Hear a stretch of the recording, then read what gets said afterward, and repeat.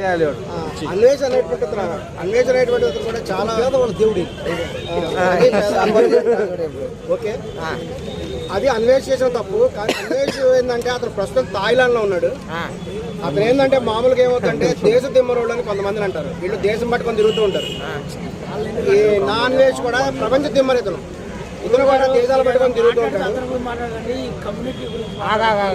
ఇలా క్యాస్ట్ కొంచెం దేశ దిమ్మరి అంటే ఒక చోటు నిలబడిపోయి ఇష్టం తిరిగే వాళ్ళని అన్నా. నువ్వు క్యాస్ట్ అనకు, ఓన్లీ వాని గురించి ఏమన్నా చెప్పు.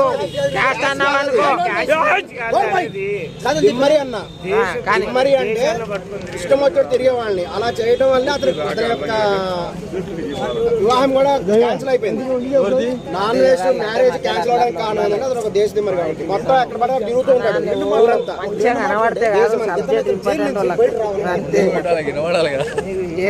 ముందల పెడుతున్నా